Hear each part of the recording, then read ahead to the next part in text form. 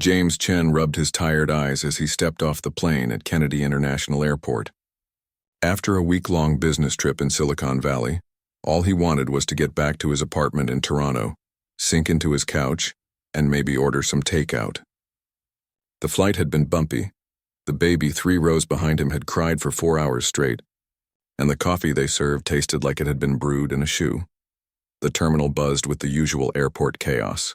Hurried travelers dragging rolling suitcases, announcements blaring overhead, and the mixed scents of fast food and cleaning products filling the air. James adjusted his glasses and checked his watch. If everything went smoothly, he could catch the 7:30 p.m. connecting flight to Toronto and be home by 9. James had made this trip several times before. As a software engineer for a Canadian tech company that partnered with Silicon Valley startups, these cross-border journeys had become routine. He knew the drill: collect luggage, clear customs, find the next gate. Simple enough, even with his brain foggy from lack of sleep. He followed the crowd toward baggage claim, his carry-on backpack slung over one shoulder. Inside was his laptop containing all the code he'd worked on during the trip, new security features for a banking app that would hopefully prevent the kind of data breach that had made headlines last month. His boss had trusted him with this project, and despite the grueling hours James had delivered, the baggage carousel was already moving when he arrived. James squeezed through the crowd and positioned himself near the conveyor belt, scanning for his navy blue suitcase with the maple leaf luggage tag his mom had given him last Christmas. "So people know you're Canadian," she had said with a wink. "They'll be nicer to you." James had laughed but used it anyway. It made his suitcase easier to spot. As he waited, James pulled out his phone and texted his roommate, Lee. "Just landed. Should make the connection if customs isn't a nightmare." He added a crossed fingers emoji and hit send. Lee replied almost immediately, "Nice. I didn't eat your leftover pasta." "You're welcome," James smiled. The pasta from Julia's, his favorite Italian place, had been on his mind more than once during the trip. California had great food, but there was something about that pasta that nowhere else could match. The carousel continued its hypnotic rotation. Suitcases of all shapes, sizes, and colors appeared, were claimed, and disappeared with their owners. But not James's. 10 minutes passed. Then 20. The crowd around the carousel thinned as most passengers collected their belongings and moved on. James checked the flight number on the screen above the carousel one more time. Yes, this was definitely the right one. He sighed and shifted his weight from one foot to the other. Just his luck. Finally, when he was about to give up and file a missing luggage report, he spotted it, his navy blue suitcase making its solitary journey around the carousel. He stepped forward and grabbed it, checking the maple leaf tag to confirm it was indeed his. Relief washed over him. With his suitcase in tow, James headed toward customs. The line wasn't too long, but it moved slowly. Each person ahead of him seemed to have a complicated situation that required extensive discussion with the customs officers. James checked his watch again and calculated. He still had enough time to make his connection, but the margin was getting thinner. As he waited, James noticed a customs officer watching the line from a short distance away. Officer Richard Daniels was a stocky man in his mid-40s with a closely cropped haircut and a perpetual frown etched into his face. What James couldn't know was that Officer Daniels had started his shift in an absolutely foul mood. Earlier that morning, Daniels had been called into his supervisor's office. There had been complaints about his aggressive behavior toward travelers, 3 in the past month alone. His supervisor had warned him that one more incident would result in serious disciplinary action. "I'm just doing my job," Daniels had argued. "You want me to let people walk all over me? Some of these travelers think they can do whatever they want. Your job is to maintain security while treating people with respect." His supervisor had replied firmly, "If you can't do both, maybe you're in the wrong line of work." The conversation had left Daniels seething. 10 years on the job, and this was the thanks he got. He'd been passed over for promotion twice already, and now they were threatening his position. He blamed it on the new policies, all this emphasis on customer experience and cultural sensitivity. In his view, security shouldn't take a back seat to making people feel comfortable. As Daniels scanned the customs line, his gaze lingered on James. Something about the tired-looking Asian guy with the Canadian luggage tag rubbed him the wrong way. Maybe it was the casual way he stood, or how he kept checking his watch as if he had somewhere more important to be.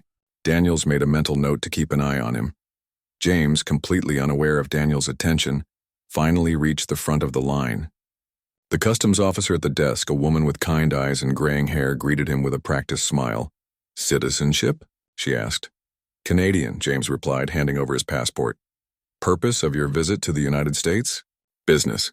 I was here for meetings with tech companies in San Francisco. I work for a software security firm in Toronto." The officer nodded as she flipped through his passport. "How long was your stay?" 5 days. "And are you bringing back anything you didn't have when you arrived?" James shook his head. "Just some company documents and a few souvenirs for friends." The officer stamped his passport and handed it back with a nod. "Welcome back. Have a safe trip home." "Thank you," James said, tucking his passport into his jacket pocket. He wheeled his suitcase toward the exit, glancing at the departure board mounted on the wall. His gate was in another terminal, which meant he needed to take the airport train. James picked up his pace, weaving through the crowd. The terminal was particularly busy that day. A convention had just ended in New York, and many attendees were heading home. On top of that, bad weather in the Midwest had caused several flight cancellations, rerouting many passengers through Kennedy. The result was a human traffic jam in some of the narrower corridors. As James navigated through a particularly congested area, the wheel of his suitcase caught on someone's foot. He immediately stopped and turned to apologize. "I'm so sorry," he said to the man behind him, an elderly gentleman with a cane. "No harm done," the man replied with a wave of his hand. But someone else had noticed the minor incident. Officer Daniels, who had been following the flow of travelers through the terminal, saw his opportunity. Here was the guy from the customs line causing problems already. Daniels straightened his uniform and began making his way over. James, still unaware of the approaching officer, checked the signs for directions to the airport train. He needed to go down one level and then follow the blue line to the station. Simple enough. He adjusted his backpack and continued on, the crowd thinning out as he moved away from the main concourse. The corridor leading to the escalators was quieter, with just a few travelers hurrying in both directions. James felt some of the tension leave his shoulders. Maybe he would make his flight with time to spare after all. Maybe he could even grab a quick sandwich before boarding. He was mentally reviewing his food options when a voice barked from behind him. "Hey, you there, stop right there." James turned, surprised by the commanding tone. Officer Daniels was striding toward him, his face set in a stern expression. James immediately felt a flutter of anxiety in his stomach. Had he done something wrong? Forgotten some procedure? He couldn't think of anything. "Yes, officer," James said, his voice calm and respectful. Daniels came to a stop in front of him, standing uncomfortably close. "I saw what you did back there." James blinked in confusion. "I'm sorry?" "Don't play dumb with me," Daniels said, his voice rising slightly. "You rammed your suitcase into that old man. Think you can just push people around because you're in a hurry?" "Oh," James said, relieved that it was just a misunderstanding. "No, sir. It was an accident. My wheel caught his foot and I apologized to him. He said it was fine." Daniels narrowed his eyes. "So now you're calling me a liar?" James felt his heart rate increase. This conversation was taking a strange turn, and he wasn't sure how to steer it back to normal. "Not at all, officer. I think we just saw the situation differently. I certainly didn't mean to cause any trouble." People passing by were beginning to glance their way, some slowing down to watch the interaction. James felt his face growing warm under the unwanted attention. "Let me see your ID," Daniels demanded. Holding out his hand, James reached for his passport, trying to keep his movements slow and non-threatening. The last thing he wanted was to escalate this bizarre situation. "Here you go, sir. I'm just trying to catch my connecting flight to Toronto." Daniels snatched the passport and flipped through it roughly, as if he expected to find something incriminating hidden between the pages. His frown deepened when he found nothing unusual. "Canadian, huh?" he said almost to himself. "Think that gives you special treatment?" James remained silent, unsure if the question was rhetorical. He glanced at his watch. His comfortable time cushion was disappearing by the minute. Nearby, a young woman had stopped to watch the interaction, her phone partially raised as if she was considering whether to record what was happening. Daniels noticed her and shot her a glare. She lowered her phone but didn't walk away. "Officer," James said carefully, "I don't want any special treatment. I just want to catch my flight. If I've broken some rule, I'm happy to address it, but I'm not aware of doing anything wrong." Daniels slapped the passport back into James's hand. "I've got my eye on you. One more incident and you'll be having a much longer conversation with airport security." With that, he turned and stalked away, leaving James standing there, passport in hand, utterly bewildered by what had just happened. The young woman who had been watching approached him. "Are you okay?" she asked. James nodded, tucking his passport away. "Yeah, just confused. I have no idea what that was about." "That officer seemed to have it out for you for no reason," she said, shaking her head. "I was about to start recording if it got worse." "Thanks," James said sincerely. "I appreciate that." They exchanged small smiles before the woman continued on her way. James took a deep breath and headed for the escalators, trying to shake off the uncomfortable encounter. It was strange, but it was over, and he had a flight to catch. As he rode the escalator down to the lower level, James couldn't help but feel that his run-in with Officer Daniels had left a cloud hanging over him. It was an unsettling feeling, being treated with suspicion for no apparent reason. But he tried to push it aside. In less than 3 hours, he'd be home, and this weird incident would just be a story to tell Lee over that leftover pasta. What James didn't realize was that Officer Daniels wasn't done with him yet. The encounter in the corridor had only fueled the officer's inexplicable dislike, and Daniels was now following him at a distance, watching his every move, waiting for another opportunity to intervene. James Chen made his way down the escalator, his mind still replaying the strange encounter with Officer Daniels. The conversation had left him with an uneasy feeling in his stomach, but he tried to shake it off. Just an officer having a bad day, he told himself. Nothing to worry about. The lower level of the terminal was less crowded, with just a few travelers wheeling their luggage toward the airport train station. Overhead signs with blue arrows pointed the way, and James followed them, checking his watch as he walked. He still had enough time to make his connection if the train arrived promptly. What James didn't know was that Officer Daniels had decided to follow him. Something about the Canadian software engineer had gotten under Daniels' skin. Maybe it was the calm way James had responded to his accusations, or the way other travelers had watched their interaction with obvious sympathy for James. Whatever the reason, Daniels wasn't ready to let it go. He kept a distance of about 30 feet as he followed James toward the train station, his eyes never leaving the back of James's head. The station platform was moderately busy with a mix of airport staff and travelers waiting for the next train. An electronic sign indicated it would arrive in 3 minutes. James found a spot against the wall and set his suitcase beside him, then pulled out his phone to check his flight status. Still on time, good. As he was putting his phone away, a voice called out from the other end of the platform. "Chen, hold up!" James looked up, surprised to hear his name. A man in his 30s with a blue backpack was waving and walking toward him. It took James a moment to place him, then recognition dawned. It was Paul Wilson, a developer he had met at the conference in San Francisco. They had exchanged business cards after discovering their companies might have complementary technologies. "Paul, hey," James said, genuinely pleased to see a familiar face. "You heading back to Boston?" Paul nodded as he approached. "Yeah, finally. Conference was great, but I'm ready to sleep in my own bed." He gestured to James's luggage. "You connecting to Toronto?" "That's the plan," James confirmed. "Flight leaves in about an hour and a half." "Perfect timing then," Paul said, glancing at the arrival sign.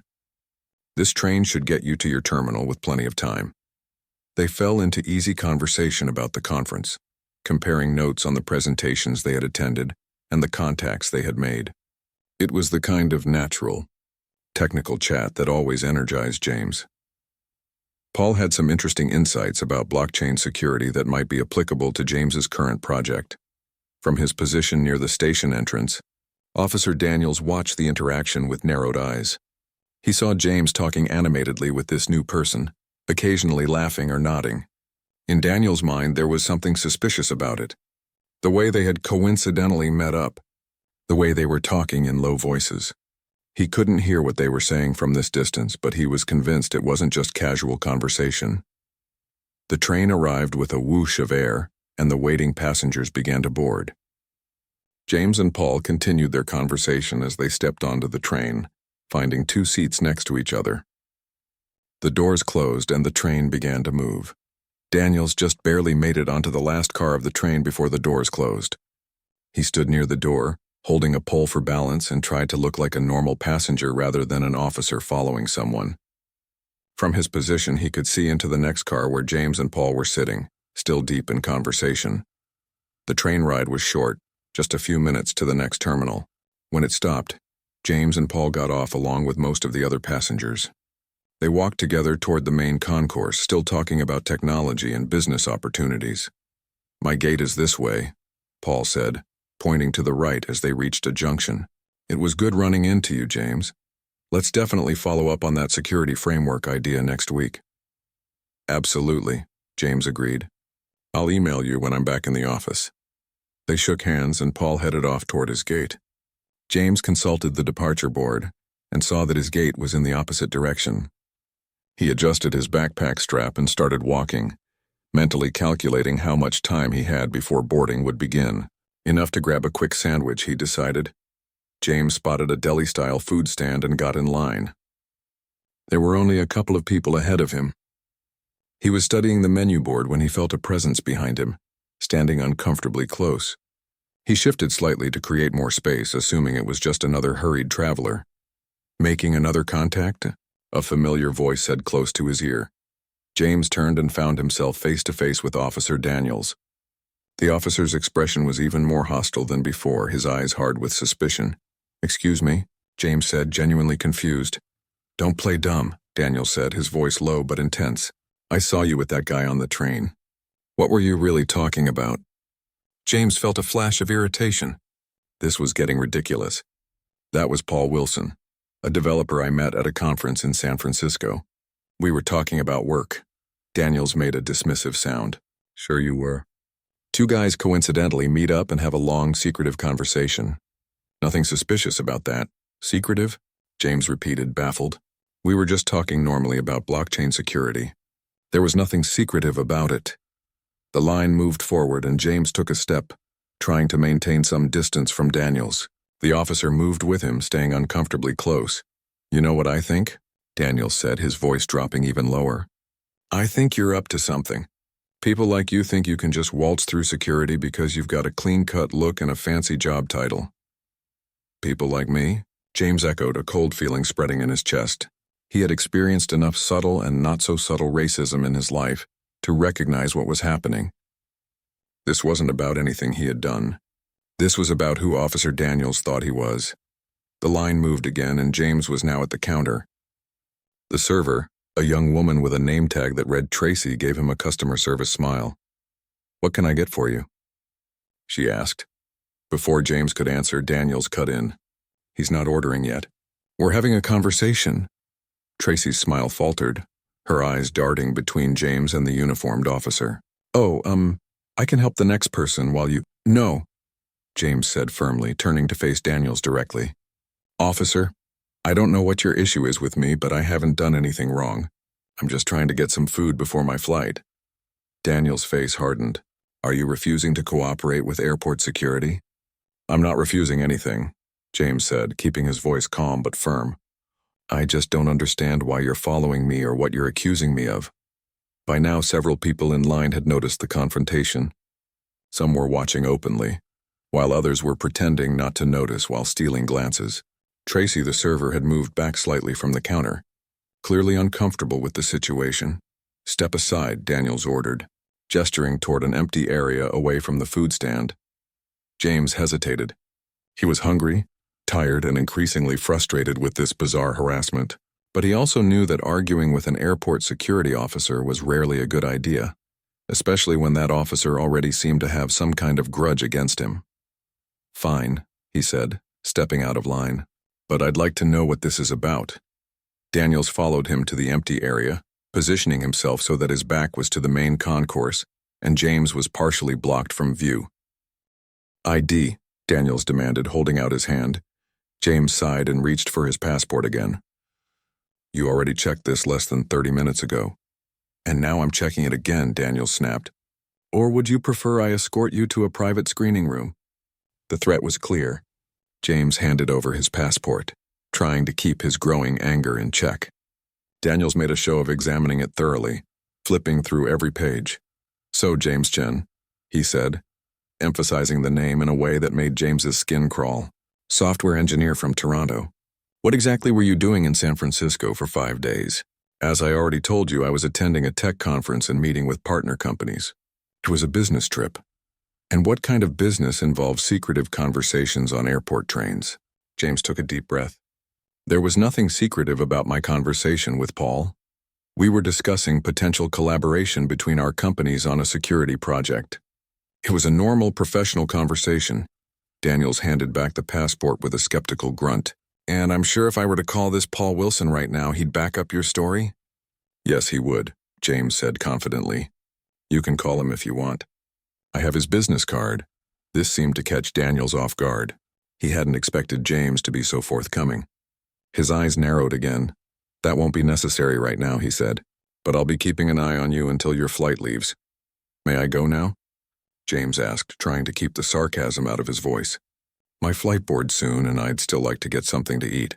Daniels made a dismissive gesture. "Go ahead, but don't think this is over." James walked back toward the food stand, his appetite somewhat diminished by the encounter. He could feel Daniels watching him as he got back in line, which was now longer than before. His chances of getting food and making it to his gate comfortably were dwindling. Tracy, the server, gave him a sympathetic look when he finally reached the counter again. "Sorry about that," she said quietly. "What can I get for you?" "Turkey sandwich and a bottle of water, please," James said, forcing a smile. "To go." As Tracy prepared his order, James became aware of a presence beside him. He tensed, expecting Daniels again, but when he turned, he saw a different face. It was a middle-aged woman with short gray hair and kind eyes. "Excuse me," she said in a low voice. "I couldn't help noticing that officer bothering you. Is everything okay?" James was surprised by the concern from a stranger. "I'm fine, thanks. Just a misunderstanding, I think." The woman frowned. "It didn't look like a misunderstanding to me. It looked like harassment." Before James could respond, Tracy returned with his sandwich and water. "That'll be $15.75, she said. James paid and took his food, then turned back to the woman. "I appreciate your concern, really.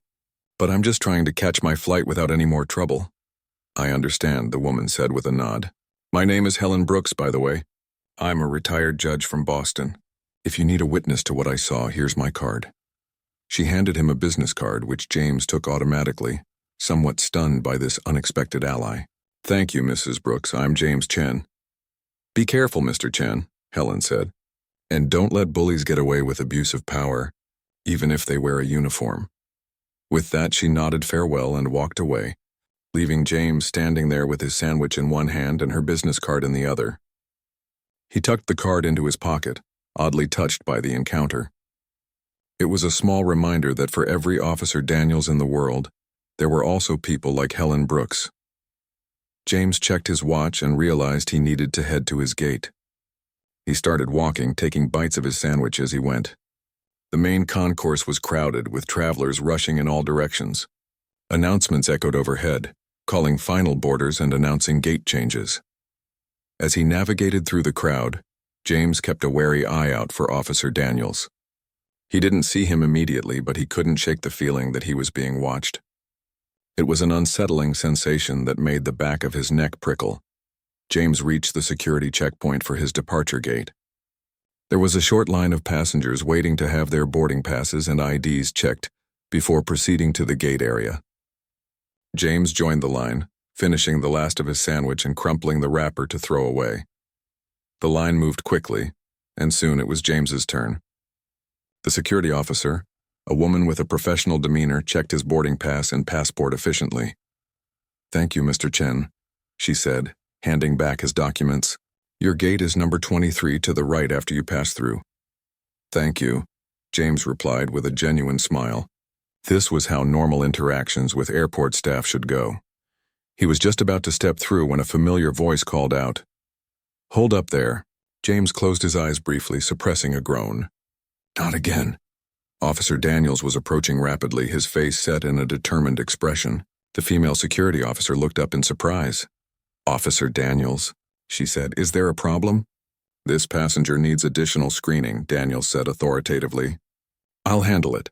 The female officer frowned slightly. I've already cleared him through. His documents are in order. This is a security matter, Daniels insisted. I need to speak with him privately. James felt a surge of anxiety. He didn't want to go anywhere privately with this officer who seemed to have an inexplicable vendetta against him. Officer, James said, keeping his voice steady, I've cooperated with your questions twice already. My flight board's in 20 minutes. What exactly am I being accused of? Daniel stepped closer, invading James's personal space. You don't ask the questions here. I do. The female security officer was watching the interaction with growing concern. Richard, she said, addressing Daniels by his first name. What's this about? We have protocols. Stay out of this, Linda, Daniels snapped. This is my case. Your case? James repeated incredulously. What case? I'm a software engineer going home after a business trip. There is no case. Daniel's face reddened. You giving me attitude now? That's not going to help your situation. By now, several other travelers were watching the confrontation. Some had pulled out their phones, though whether they were recording or just checking the time was unclear. The tension in the air was palpable. Linda, the female security officer, stepped between James and Daniels. Richard, I need you to take a step back. If there's a legitimate security concern, we need to follow proper channels. Daniels glared at her. You're interfering with airport security operations. No, Linda said firmly. I'm ensuring that we follow protocol. If you have specific concerns about this passenger, document them and submit them through the proper channels. James stood there, caught in the middle of this unexpected conflict between two security officers. He wasn't sure whether to feel relieved by Linda's intervention or more worried that the situation was escalating. Daniels looked from Linda to James and back again. Then he pointed a finger at James. This isn't over. I'll be filing a full report. With that, he turned and stalked away, his back rigid with anger. Linda watched him go, then turned to James with an apologetic expression. I'm sorry about that, Mr. Chen. You're free to proceed to your gate. Thank you, James said, relief washing over him. May I ask what that was about? Does he do this often? Linda hesitated, clearly uncomfortable discussing a colleague. I can't comment on that. But please know that Officer Daniels' behavior doesn't represent our standard procedures. James nodded, understanding her position. I appreciate your help. He continued on toward his gate, his mind replaying the strange series of encounters with Officer Daniels. What had triggered such hostility? Was it simply racial prejudice, or was there something more to it? And was this truly over? Or would Daniels make another appearance before James's flight departed? The gate area was filling up when James arrived. He found an empty seat near the window and sat down, setting his carry-on at his feet. Through the large windows, he could see aircraft taking off and landing against the darkening sky. Under normal circumstances, he would have found the view calming. Now it just made him more anxious to be on one of those planes, safely on his way home. James pulled out his phone and texted Lee again. Airport drama. Tell you when I get home. Save that pasta, Lee replied with a confused emoji, and then, now I'm intrigued. Pasta's safe. Hurry home. James smiled despite his lingering unease. In a couple of hours, this would all be behind him. Just a weird story to tell over dinner. But as he looked up from his phone, his smile faded. Officer Daniels was standing at the entrance to the gate area, scanning the seated passengers. And when his gaze landed on James, his eyes narrowed with renewed determination. James's stomach tightened as he watched Officer Daniels scan the gate area. He hoped that the officer might just be passing by on his rounds. But that hope vanished when Daniels' eyes locked onto him, and his face hardened with determination. James looked away quickly, pretending to be absorbed in his phone, but he knew it was too late. Daniels had spotted him. From the corner of his eye, James saw Daniels speaking to the gate agent, showing his security badge. The gate agent looked surprised but nodded, gesturing toward the seating area where James sat. James felt a cold wave of dread wash over him. This wasn't over. Not by a long shot. Attention passengers on Flight 426 to Toronto, the gate agent announced over the PA system. We will begin boarding in approximately 15 minutes, starting with our premium and priority passengers. A murmur of activity spread through the waiting area as people began gathering their belongings, checking boarding passes, and lining up according to their boarding groups. James remained seated watching Daniels, who was now making his way through the crowded gate area, heading directly toward him. James considered his options. He could try to avoid Daniels by moving to another part of the gate area, but that would likely only make things worse. He could approach the gate agent and explain the situation, but would they believe him over a security officer? Or he could simply stay put and hope that in this public setting, with dozens of witnesses around, Daniels wouldn't escalate the situation further. He chose the third option, sitting up straight and meeting Daniels' gaze directly as the officer approached. No more showing discomfort or anxiety. No more appearing intimidated. It was time to stand his ground, Mr. Chen, Daniels said as he reached James, his voice carrying a false note of professional courtesy that hadn't been present in their previous encounters. I need you to come with me for additional screening before your flight.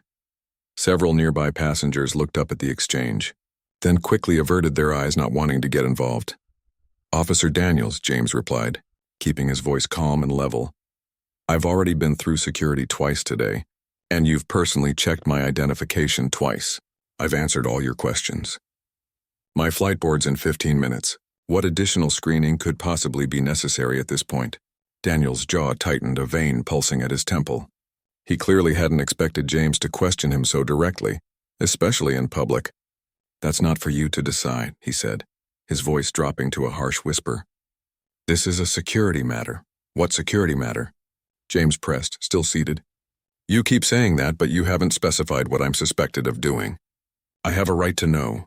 You don't have a right to anything in an airport security zone, Daniels snapped, his professional facade cracking. Now get up and come with me, or I'll have you removed from this flight. The threat hung in the air between them. James knew that Daniels could potentially make good on it. Airport security had broad powers, and while James could file a complaint later, that wouldn't help him get home tonight. But something in James had reached a breaking point. The repeated harassment, the thinly veiled racism, the abuse of power. It was too much. He was tired, frustrated, and now genuinely angry. No, he said simply. Daniels blinked, taken aback. What did you just say? I said no, James repeated, his voice steady. I've cooperated fully with security procedures. I've answered your questions multiple times. I've shown you my identification. I've done nothing wrong, and I will not miss my flight because of what appears to be personal harassment. By now, their exchange had drawn the attention of more passengers. A few had pulled out their phones and were holding them up, clearly recording the confrontation. Daniels noticed this, and his face darkened further. Put those phones away, he barked at the nearest person recording, a young woman who flinched but didn't stop filming. They have a right to record in a public place, James said, standing up at last but making no move to go with Daniels. Just as I have a right to know what I'm being accused of before I agree to go anywhere with you. Daniels took a step closer, his face now inches from James's. You think you're smart, don't you? Think you know the law? Let me tell you something, Mr. Software Engineer. In this airport, I am the law. The statement was so cliché, so absurdly theatrical, that James might have laughed under different circumstances. But there was nothing funny about the hatred in Daniels' eyes or the barely controlled rage in his voice. Officer Daniels, James said evenly, I'm going to ask you one more time. What specific security concern has led to this additional screening request? Daniels' hand moved to rest on his utility belt, where his handcuffs were stored. The gesture was clearly meant to be intimidating. I don't need to explain myself to you. Now this is your last chance to come quietly. James stood his ground, though his heart was hammering in his chest. I'd like to speak to your supervisor. It was as if James had slapped him. Daniels' face flushed deep red and his eyes bulged slightly. Without warning, he grabbed James's arm, twisting it behind his back in one swift, practiced motion. You're interfering with airport security, Daniels growled, applying pressure to James's arm. That's a federal offense. Pain shot through James's shoulder as Daniels wrenched his arm up higher. Gasps and exclamations came from the surrounding passengers. The woman with the phone was still recording, now standing to get a better angle. Stop, James gasped, the pain in his shoulder intense. You're hurting me. Comply and it won't hurt, Daniels snarled, maintaining his grip. Through the haze of pain, James became aware of another voice. The gate agent had approached and was speaking urgently. Officer, what's going on? We're about to begin boarding. This passenger is being removed for additional security screening, Daniels replied without loosening his grip on James's arm. Call for backup. The gate agent looked uncertain, her eyes darting between Daniels and James, who was now visibly in pain. "Is this really necessary? He's been waiting here quietly for his flight." "Do your job and call for backup," Daniels shouted, causing the gate agent to take a startled step back. James saw his opportunity in this moment of distraction. With a sudden twist of his body, he managed to loosen Daniels' grip slightly, not enough to break free, but enough to reduce the immediate pain and turn to face the growing crowd of onlookers. "My name is James Chen," he said loudly, addressing the passengers with phones raised. "I'm a Canadian citizen being detained without cause. I've done nothing wrong. This officer has been harassing me since I arrived at this airport. Please keep recording." Daniels, enraged by this public declaration, yanked James's arm again and began pulling him away from the seating area. "You're making this much worse for yourself," he hissed. James winced but continued to resist being dragged away. "What's your badge number, Officer Daniels?" "I have a right to know your badge number." It was the wrong question to ask. Something snapped in Daniels at that moment. With a growl of fury, he shoved James hard, sending him stumbling forward. James lost his balance and fell, his shoulder hitting the ground first, followed by his head. His glasses flew off and skittered across the floor. The impact dazed him momentarily. Through blurred vision, he saw Daniels standing over him, reaching for his handcuffs. Around them, passengers were on their feet, many shouting now, phones held high. "Stay down," Daniels ordered, kneeling beside James and roughly grabbing his wrists. The pain in his shoulder flared as Daniels twisted his arms behind his back. James felt the cold metal of handcuffs close around his wrists, ratcheting tight enough to bite into his skin. "This is assault," James managed to say, his cheek pressed against the cold airport floor. "You're assaulting me." "Shut up," Daniels growled, pressing his knee into James's back as he secured the handcuffs. Through the ringing in his ears, James became aware of new voices, authoritative, demanding to know what was happening. He turned his head as much as possible and saw uniformed airport police officers pushing through the crowd of shocked passengers. "Officer Daniels," one of them called out, "stand down." "What's going on here?" Daniels didn't move, his knee still pressing into James's back. This passenger was resisting additional security screening. He became combative. "That's not true," several voices called out from the crowd simultaneously. "He assaulted this man for no reason. I have it all on video." The passenger wasn't doing anything wrong. The airport police officer, his name tag read Rodriguez, approached cautiously, taking in the scene. "Officer Daniels, I need you to step away from the passenger now." Daniels hesitated, then slowly removed his knee from James's back and stood up. His face was flushed, sweat beading on his forehead, his breathing heavy. He looked like a man who had just realized he had made a terrible mistake. Officer Rodriguez knelt beside James. "Sir, are you injured?" James's head was throbbing where it had hit the floor, and his shoulder felt like it was on fire. "My head," he said, "and my shoulder." He twisted my arm. Rodriguez nodded and spoke into his radio, requesting medical assistance. Then he looked at the handcuffs. "These are too tight," he said, shooting a disapproving look at Daniels. He took out a key and carefully loosened the cuffs, though he didn't remove them completely yet. By now, 2 more airport police officers had arrived and were speaking to witnesses, many of whom were eagerly showing them the videos they had recorded on their phones. The gate agent was there too, explaining to one of the officers what she had seen. "He wasn't doing anything," James heard her say. "He was just sitting there waiting for his flight when that officer approached him." Rodriguez helped James to sit up, handling him much more gently than Daniels had. "Can you tell me what happened, sir?" James took a deep breath, trying to clear his head. "Officer Daniels has been following me and harassing me since I arrived at the airport. He checked my ID twice, accused me of suspicious behavior without specifying what, and then tried to force me to go with him for additional screening right before my flight. When I asked what I was being accused of and requested his badge number, he assaulted me." Rodriguez listened attentively, his expression becoming increasingly grave. He turned to one of the other officers. "Jenkins, escort Officer Daniels to the security office and wait with him there." Daniels bristled. "You can't do that. I'm TSA.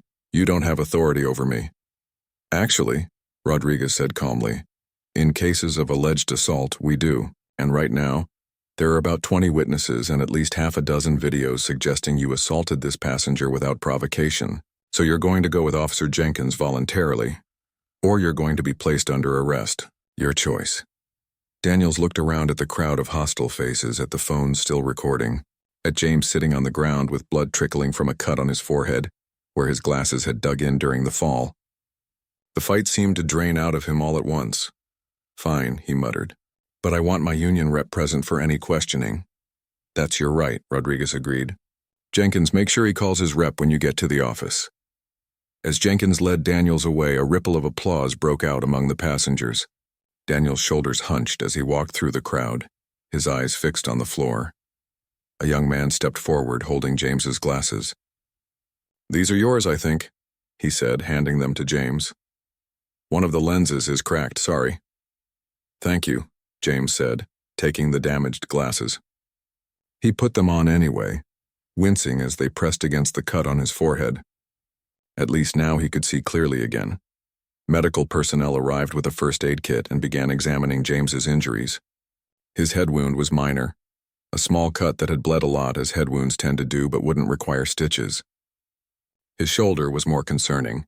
The paramedic suspected a sprained rotator cuff from the way Daniels had twisted his arm. You should get an X-ray, she advised, placing James's arm in a temporary sling. There might be more damage than I can assess here. Officer Rodriguez, who had been speaking with witnesses and collecting contact information, returned to James's side.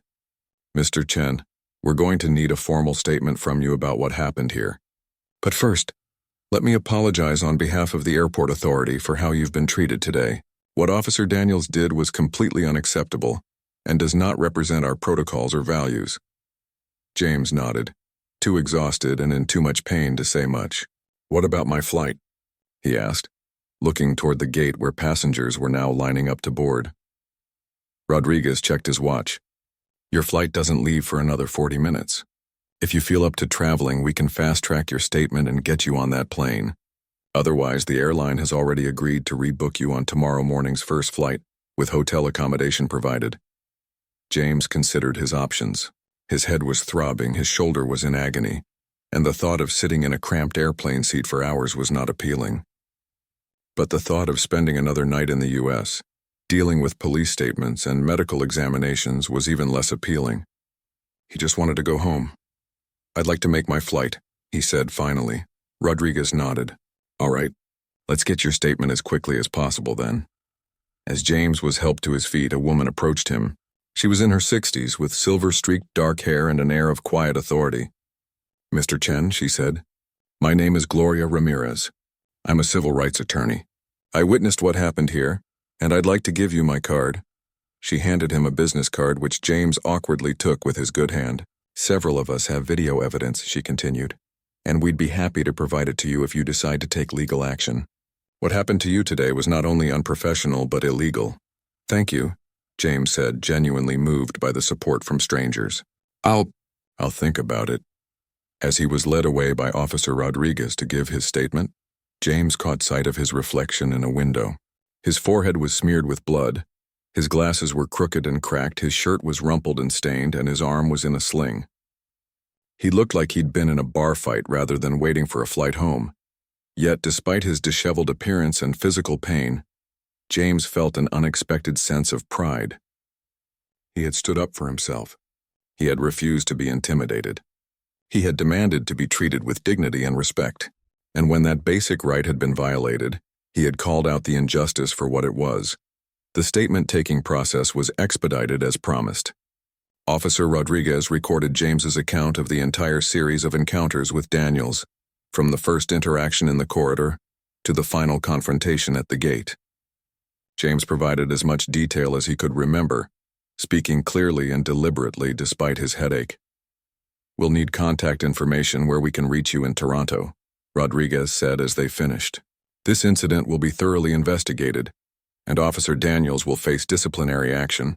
You may also be contacted by the TSA's Professional Standards Division. James provided his address and phone number. What happens now? He asked. Now, Rodriguez said with a small smile, you catch your flight home. I've arranged for you to board last so you don't have to deal with the crowd, and the airline has upgraded you to business class so you'll have more comfortable seating for your injury. Thank you, James said, surprised by this unexpected kindness. "That's very considerate." Rodriguez's expression turned serious.